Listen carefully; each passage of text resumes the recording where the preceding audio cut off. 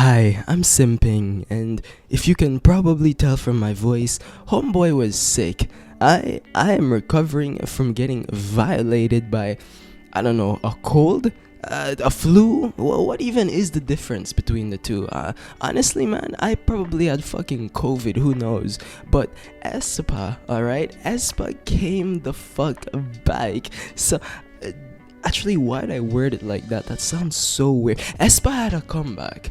Alright, now, admittedly, I've never really been an Aespa connoisseur. However, I've always been a Ning Ning enjoyer. What the does that mean, Kobe Bryant?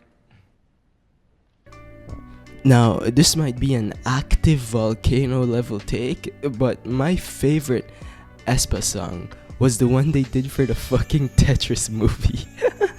I am being completely honest with you all. Like, Black Mamba? Okay, it sounded alright to me. And Next Level, it sounded a bit cooler. I fucked with the whole wolf sample they were using in the song. And I mean, I perused through some of their B-sides and didn't personally find anything too spectacular, nothing to write home about. Now, this comeback was something else. Can I see you? Of course, yeah. Is this a bag? It's a water bottle. Water bottle? Oh! Now, we hadn't really seen anything from Aespa in what? Over a year? Well, what were they doing during that time? Were they cooking? Because if you just want my opinion is that this comeback is a fucking success. The mini album is a banger. It's solid. Peak K-pop.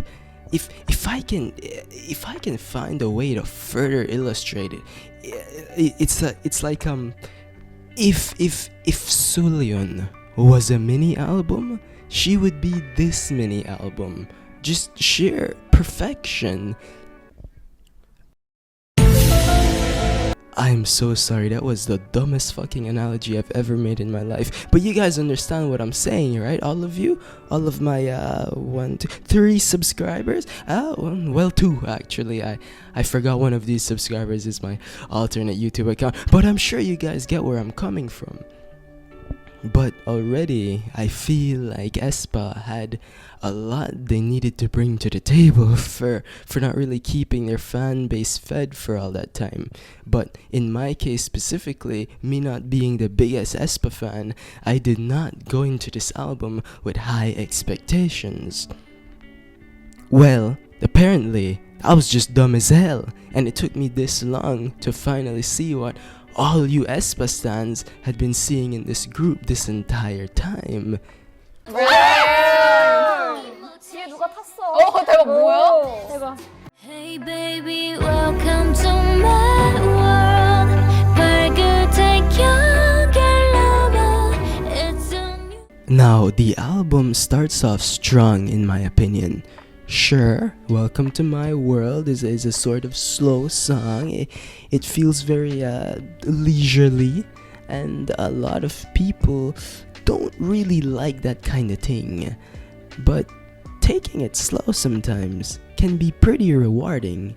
And this song teases you a bit. It kind of sets the mood, lights the candles, spreads the petals. It's like the foreplay before you get into the real action later on in the album. 'Cause I'm too spicy for your heart. Bring the fire alarm. 심장이 파고드는 너. I'm too spicy. Yeah, all that foreplay I was just talking about, well, fuck that. Literally the next song, Aespa just gets into it. Spicy just comes in out of nowhere without any sort of warning. They don't even give you a chance to think of a safe word or anything. But it's so good. It gets me hyped as fuck. The drums and the bass in the song just give me funny feelings inside. I don't think I'll find myself intentionally going back to this song all that often. I don't think it's a mood that I always want, you know? Like if I happen to be feeling hyped as fuck that day, or it's a day that I want music to get me hyped as fuck, then I'll go listen to this. But throughout the day, throughout the week, listening to K-pop, I don't know if I want this blasting in my ear like that all that much, you know? Because if I'm feeling hype all the time, am I ever really hype? But in the context of the album, Spicy works really well because of that shock value. And it gets you anticipated because you're not sure what mood you're gonna be getting with the next song. And I haven't even commented on the music video yet, but do I really need to? Like, you guys saw the music video for yourselves, right? But I guess in case you missed it,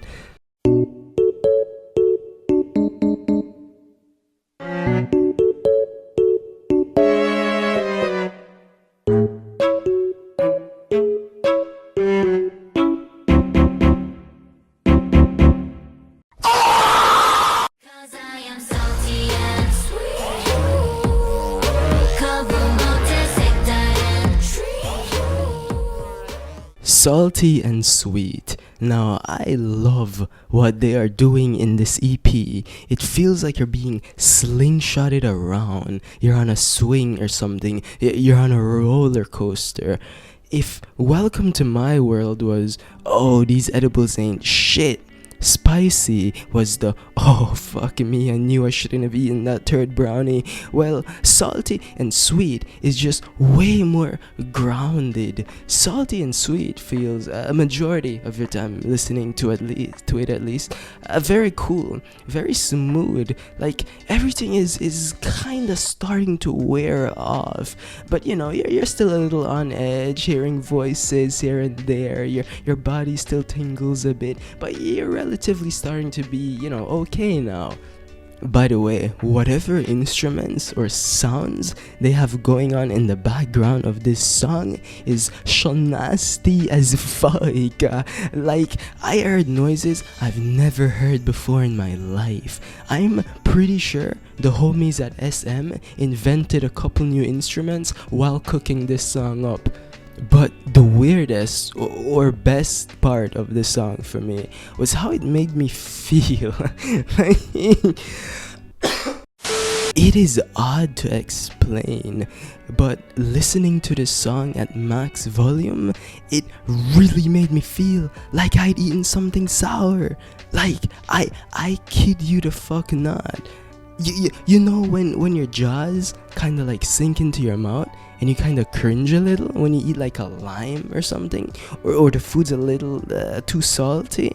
This song actually gaslit my body into thinking I ate something salty.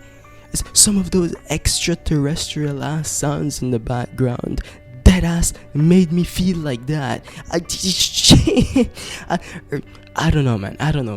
Maybe it's because I listened to the album while I was juiced up on fucking Tylenol and I had essential oils coming out of my humidifier and shit. I don't know, man.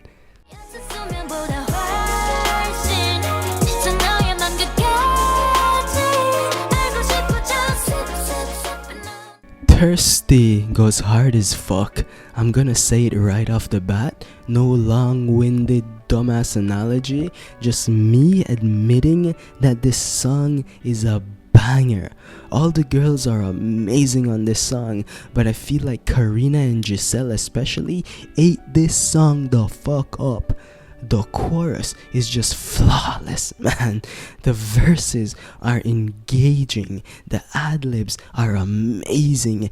Everyone and everything on this song just fucking delivered, and I honestly couldn't ask for anything more, really. My favorite song on the album, hands down. 이건 마치 hell yeah, I'm not happy. 행복한 척 tell ya, but I'm not. Damn, Aespa going through some shit. Sad girl hours with this one. I'm unhappy. personally the weakest song on the album for me. But even then, it's not a bad song. It's very monotonous, sure, but obviously that's the tone of the song. It's supposed to be this I don't know, meta commentary on how social media is ruining society or something. I guess, yeah, sure, but but pretty iconic coming from the group that, you know, has a fucking the virtual reality world with the virtual avatar aliases. I don't know, man. I couldn't be bothered to get into the Aespa lore, the Aespa cinematic universe or whatever, or who knows, maybe this song is Aespa's cry for help. Please tell SM to stop with this fucking virtual reality shit. It is so cringe, bro. But yeah, as the penultimate song on the album, it works well in letting you know that, yeah, everything's starting to sort of come to an end, and it's time to, you know, start wrapping shit up.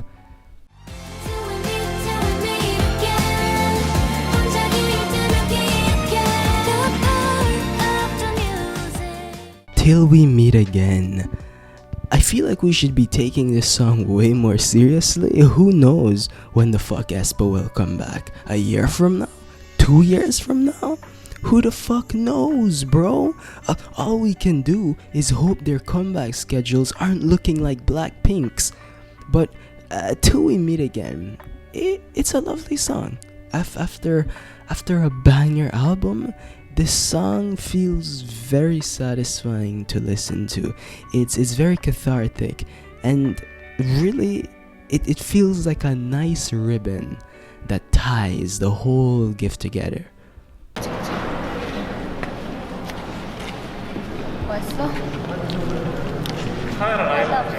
Now, final thoughts. A tier album. Sure, I could probably bitch about the length of the album. I could probably go on a rant about how, oh, Aespa took so long with this comeback and they only gave us 6 songs. But nah, fuck that.